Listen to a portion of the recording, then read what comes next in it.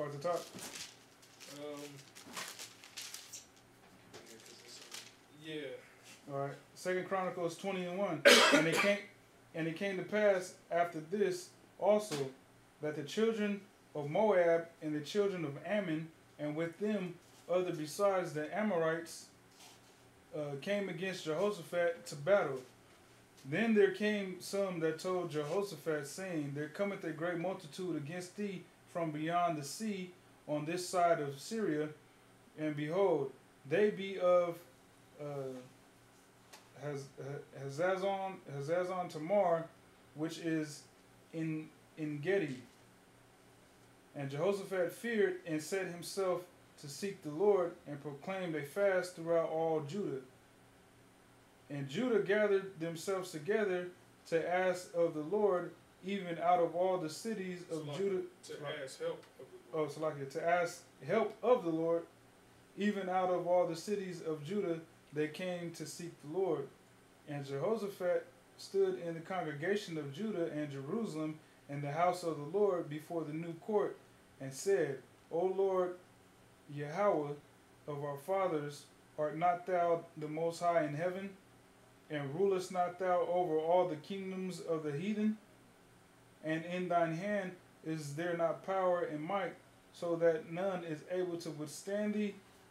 Art not thou, O Yahweh, who didst drive out the inhabitants of this land before thy people Israel, and gavest it to the seed of Abraham thy friend forever? You can stop right there. But if you read the Chronicles, Second Chronicles chapter 20, I mean, you can tell Israel was beefing with Moab and Ammon. So it had beef with Ammon.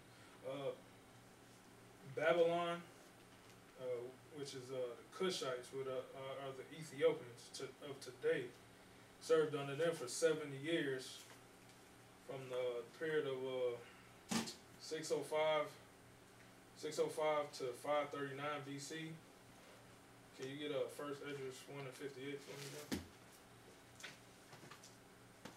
And Babylon, it was the southern kingdom, Judah, Benjamin, Levi. Under this captivity, the Assyrians had the northern kingdom, which is the rest of the 10 tribes. It tells you that in 2nd Esdras 13, chapter 13, verse 40.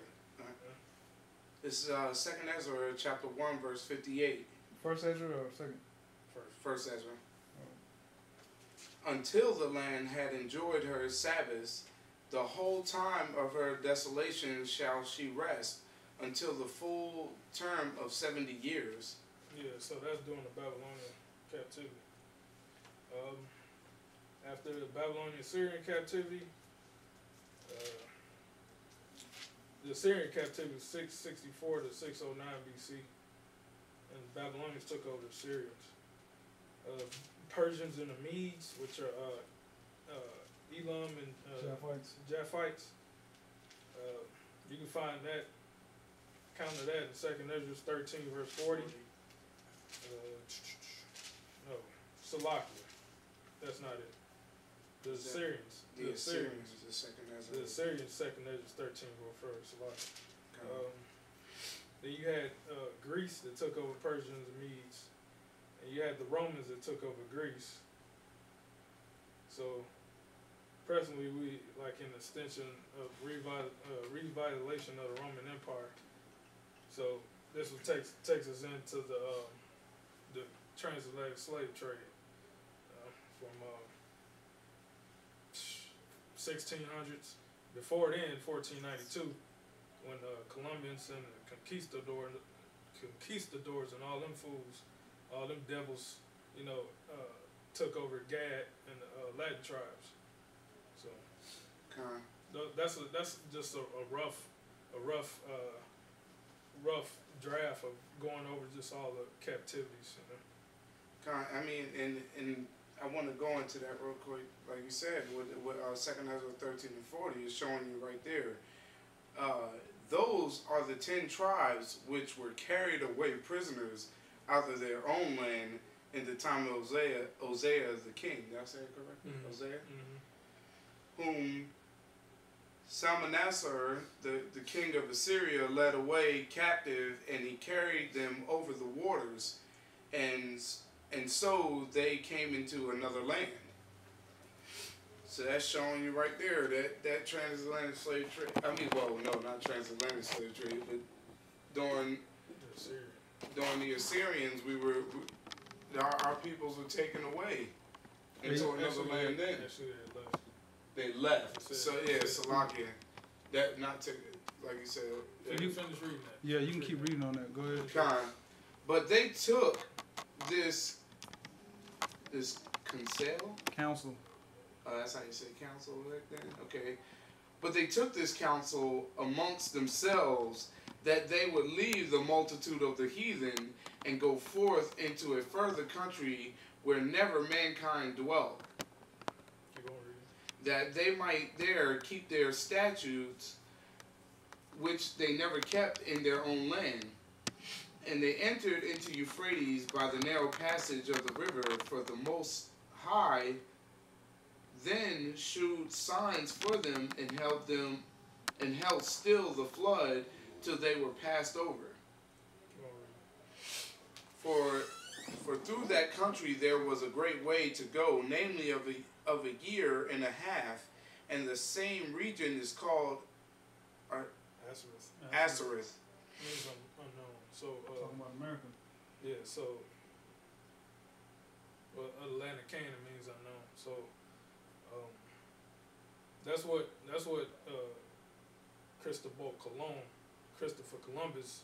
This is what he read to actually know that there were people over there in the Americas already dwelling in North, South, and Central America. All right. You know, cause so that's what he read. Because what's that big false doctrine that has always been taught to us throughout our years in elementary school, coming up through high school, through history? They arguing whether the world was round or flat, and just took the challenge on to just sail across the seas. I don't even mention him reading the Apocrypha or nothing. They don't mention reading the Bible, which it tells you that the earth is round. Okay, it tells you that in the Bible, in the book of Isaiah, I think in Ezra. The brothers, Man of Jacob was going over that this past week too, talking about how if Esau's so smart, why the fuck did he think the earth was flat when the Bible clearly tells you that the earth is round?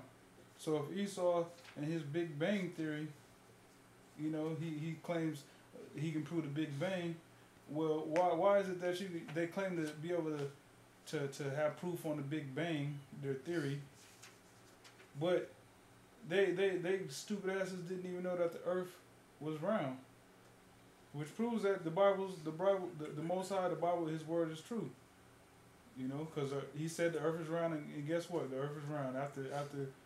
After research, you find out the earth is round, man.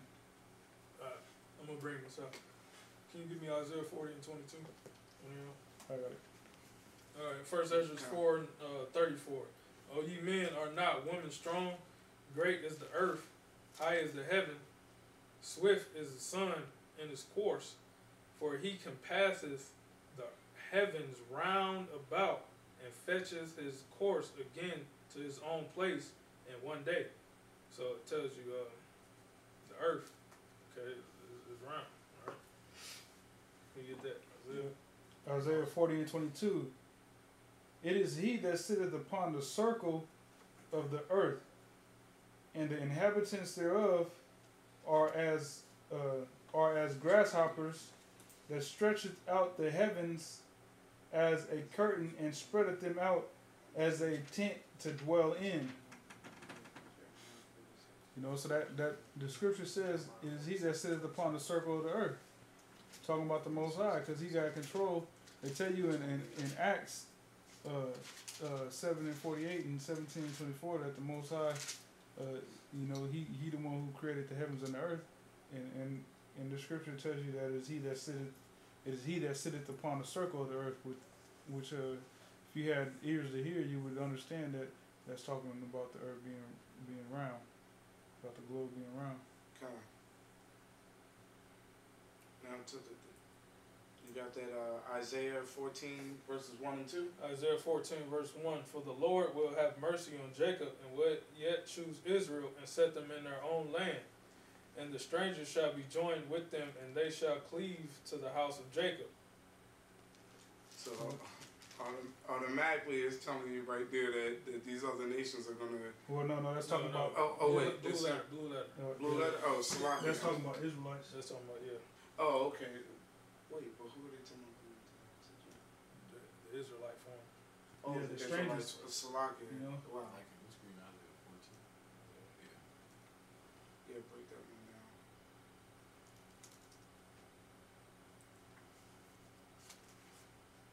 Strange, Yeah, Gar. Con. Let me get that real quick. Wow, on that.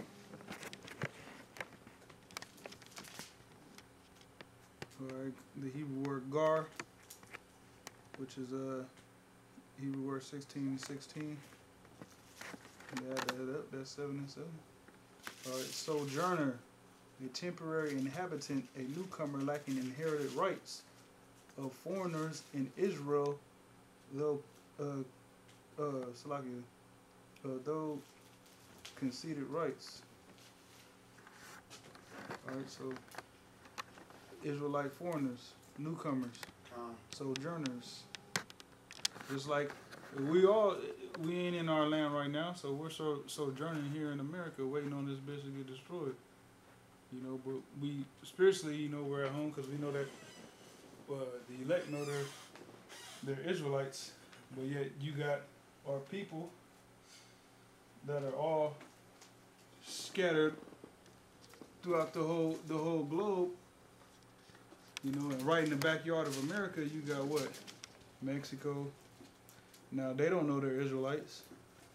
Guatemala, Nicaragua, Venezuela, Colombia, Ecuador, Peru, so on and so forth, man. They're sojourners in the land, you know, a land other than Israel, and they don't know that they're Israelites. And they're deep into their Catholic beliefs, man. I'm trying to get them...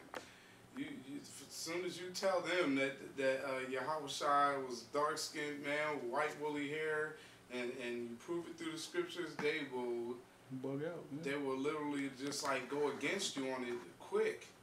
It is really hard to try to get them to try to understand that, you know. Can I bring the precept out? Yeah, Hosea 1 and 10. Yet the number of the children of Israel shall be as the sand of the sea, which cannot be measured nor numbered. And it shall come to pass that in one place where it was said unto them, Ye are not my people, there shall be said unto them, Ye are the sons of the living power. So, it's like we're scattered abroad, you know. Scattered abroad, so no telling what our numbers are. You can't count the every grain, you know, every grain of sand in the sea, you know. Yeah, that's a lot to try to. Yeah, you pick up some sand in your hand, all right, and count every grain. You can't count every grain, all right. Yeah, I mean, and like also like just because you don't see brothers out there with cameras and everything on the computers and whatnot, doesn't mean that this work is not